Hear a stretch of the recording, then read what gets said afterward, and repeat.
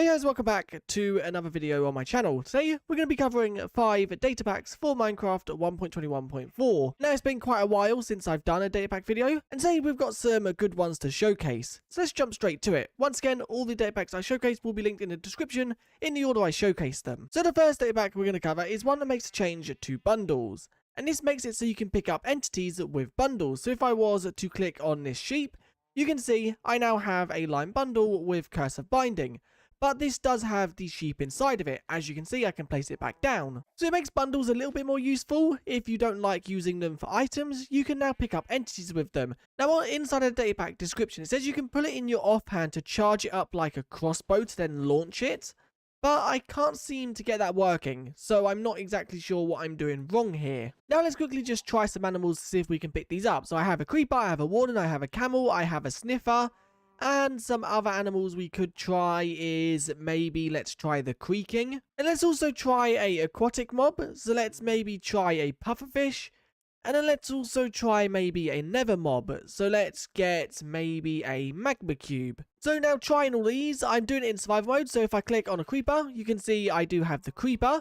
And I can place the creeper back down. Now, I do know that this can be considered overpowered because, as you can see, I just picked up the creeper before it was about to explode. And obviously, it means that you can save yourself from them. So we have done the creeper. Let's now try a camel because camels are obviously a lot bigger.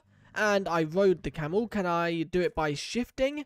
No. Okay, so it don't seem like camels can be picked up because obviously you just instantly ride them. Let's try a warden now. So if I was to place a warden down, I can pick the warden up. You can see it's now within and I can place it down at any point.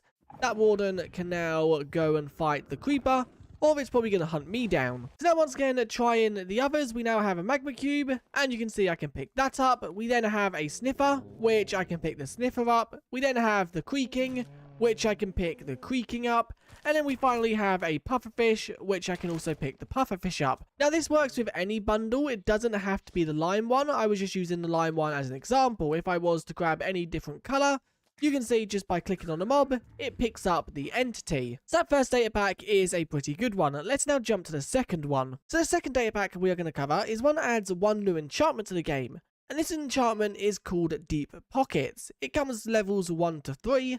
And this enchantment goes on leggings. Now we have Deep Pockets 1, Deep Pockets 2, and Deep Pockets 3. So now if I go inside of survival mode, and I equipped Deep Pockets 1, and then go inside of our inventory, you can see we are now given a bar in our inventory where we can apparently scroll up and down for more inventory space. So let's quickly just show this off by grabbing some items. If I was to grab some stripped oak, and then I was to fill these 3 slots, if I was to now click this, you can see 1 slot goes, but if I go up again, it reappears. So this seems to be the top. Let's see how many inventory spaces we have. So that's 3 lines. Then we have, okay. So it seems like you have 5 lines with Deep Pockets 1, which obviously each line has 9 slots. So then let's now go right back to the top. Let's take that off and let's do Deep Pockets 2. So now with this one on, we have once again the 3 lines. And then we have another 3 right there, which I can quickly fill in. And then we have another 1. So that is 7 lines we have with Deep Pockets 2. And then we have Deep Pockets 3, which if I go right to the top again, that's the first 3 right there. That's then another 3. And if we keep going, that's another 3. So that is now 9 inventory slots. And it seems like 9 is the max. Now, one thing to note, if you have things inside of the inventory and then you remove the pants with Deep Pockets, the items will just go straight back into your hotbar. So it's a pretty cool data pack for if you're out exploring and you just want that little bit of inventory space. And it does require a little bit of work because you have to find this new enchantment. But that is the second data pack. Let's now jump to the third one. Now the third data pack we're going to cover is one that adds 2 new tools to the game. Or at least 2 new tools for each tier of weapon. So first of all we have the diamond hammer, which is crafted like so. And this does come in iron, gold, netherite and things like that. And the second one is the diamond excavator, which is crafted like so. Once again, this does come in iron, gold, netherite, and things like that. So how these work is, the diamond excavator is basically a 3x3 mining tool, but for dirt-like blocks, as you can see. For some reason, this world is very laggy. I think it's one of the data packs that I'm going to showcase later on is making it laggy, which I'll probably cut from the video. But you can see by breaking this, it breaks a 3x3 area. And the diamond hammer works exactly the same, but for stone-like blocks. So if I was to break this one, it breaks a 3x3 as you can see. So now I can showcase these a bit better. So if I'm breaking with this one, it'll break a 3x3 in the direction I'm looking. So if I'm looking down, it will break looking downwards. And then if I'm looking in a certain direction, it will break within that direction, which you can see right here. And then this is the same for the diamond hammer, but the diamond hammer works for stone-like blocks rather than dirt-like blocks. These are really cool if you want to dig out a bigger area and you don't want to waste as much time doing it. Now these can also be enchanted and they can also be upgraded, but I'm not going to cover that. If you do want to mess around with upgrading them, that is something you can do by downloading the data pack. That is the third data pack now covered. Let's now jump to the fourth one. Now the fourth data pack we're going to cover is one that adds a new compass to the game. So if we just throw 3 coarse dirt like so, then 2 sticks, a compass, and then 3 leaves, this will get us a wilderness wayfinder. So now what we can do is we can keep switching it in between our offhand and our main hand to cycle the different biomes.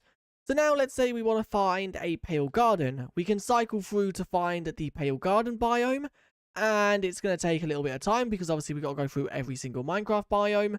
We are at forest, frozen ocean, frozen peaks, frozen river, grove, ice spikes, jagged peaks, and there we go. We're now at the pale garden. So it's now found the biome, and how compasses work, it will now lead us to that biome. So I don't actually think it located a pale garden because the compass was just spinning in a circle. We're now locating a plains biome, which you can now see it's pointing in this direction. So if I was to fly in this direction, there should be a plains biome somewhere, which you can see it's just in the distance right there. Now, although this data pack is very annoying in the sense of you have to obviously keep switching it between your main hand and offhand, it's a very cool data pack if you just want to find a biome. But we've now found a plains biome, so we can now head to a different biome if we would like, which, for example, sparse jungle. It's found biome.